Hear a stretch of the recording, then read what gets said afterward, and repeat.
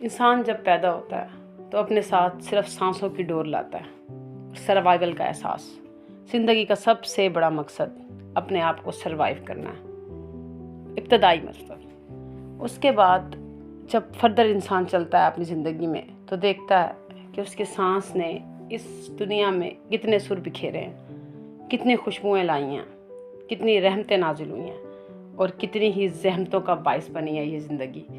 अपनी ज़िंदगी को गुजारने के लिए सबसे ग्रैंड विज़न होना चाहिए इंसान का। ग्रैंड विज़न क्या है कि मुझे ज़ाया नहीं होना। सबसे ग्रैंड विज़न है मुझे ज़ाया नहीं होना। फिर उसके बाद आप अपने आप को डिसाइड करें, एज अ इंडिविजुअल रहना है, एज अ लीडर सर्वाइव करना है, एज अ फॉलोअर रहना है।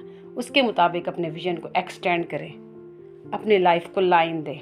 एज अ मुस्लिम मुझे कैसा होना चाहिए, एज अ वाइफ मैं कहाँ स्टैंड कर रही हूँ, एज अ मदर मुझे कहाँ परफॉर्म करना है, एज अ सिस्टर मैं कहाँ बेनिफिशियर हूँ, nation, citizen, as a Pakistani, as a communist, इसी तरह से।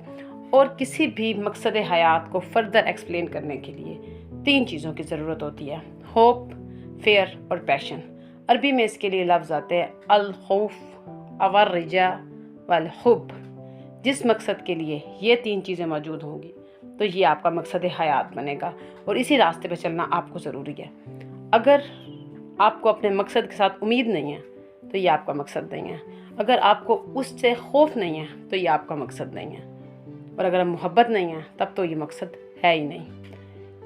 अल ईमान बैन अल खौफ व रिजा, और ईमान भी खौफ और उम्मीद की दरमियानी हालत का नाम है। तो ये ऐसा ट्रायंगल है जिसके ऊपर आप अपने मकसद को अपनी ज़िंदगी के हर लेवल को रख कर परख सकते हैं कि क्या ये तीनों इक्वेशन पूरी आती हैं। तब तो आप देखिएगा आपका मकसद कामयाब है। और मकसद कोई ऐसा होना चाहिए जिसमें डाइवर्सिटी हो, जिसमें चैलेंज हो, यूनिक हो, जो आउटडेटेड ना हो, क्रिएटिविटी हो, उसमें इनोवेशन हो, आपका विजन एक्सपेंड हो। आपके करैक्टर की डेवलपमेंट नहीं हुई आपके विजन के साथ तो ऐसे विजन का कोई फ़ायदा नहीं है। नेचर एक साज, एक सुर की तरह आपके साथ बात करती है।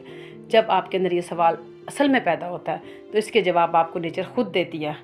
नेचर की आवाज़ एक साज की तरह है जो आपको इशारे देती है, जो शम्में रोशन करती है, जो रास्ते दिखाती है, जो लोगों को मिलवा देती है, जो आपको ऐसे काम में डेवलप कर देती है कि आप टाइम और स्पेस से बियॉन्ड हो जाते हैं। अपने काम में आप टाइम और स्पेस से बाहर निकल जाते हैं। तो इसको कहते हैं मकसद हयात। हर बाशऊर इंसान की ज़िंदगी में कोई ना कोई मकसद, कोई ना कोई नस्ब लाइन ज़रूर होता है और इसी को हम कहते हैं गोल, इसी को हम मंजिल कहते हैं, इसी को आइडियल कहते हैं, जिसके लिए हम बाहम जद्दोजहद करते हैं। और किसी का नस्ब लाइन जितना बुलंद होगा उसकी शख्सियत उतनी ही बुलंद होगी।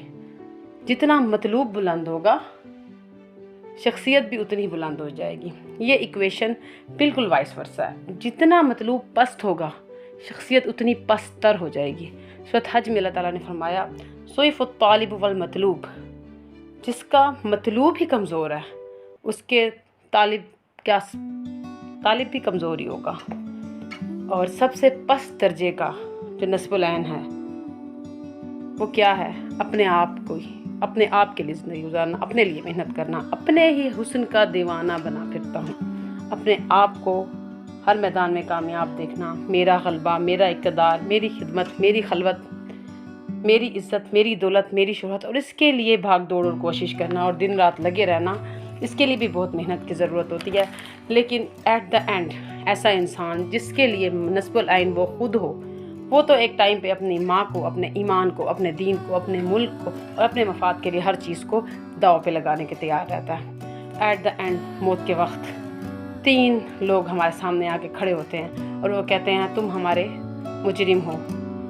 पूछा जाता है कि कौन हो तुम? एक कहता है मैं वक्त हूँ जो तुम्हें दिया गया, तुमने इस्तेमाल नहीं किया। दूसरा कहता है मैं आसानियाँ, वो रिसोर्सेज था मैं जो तुम्हें दिए गए, तुमने सही इस्तेमाल नहीं किए। और तीसरा कहता है कि मैं वो एनर्जी हूँ, वो ताकत हूँ जो तुम्हें प्रोवाइड किए गए लेकिन तुमने बेहतरीन इस्तेमाल नहीं किया, कि इनका बेहतरीन इस्तेमाल करके अल्लाह के सामने पेश होना था। तो इन तीनों चीज़ों का सही इस्तेमाल करके अपने नस्ब लाइन को बेहतर बनाएं। अस्सलामु अलैकुम व रहमतुल्लाह।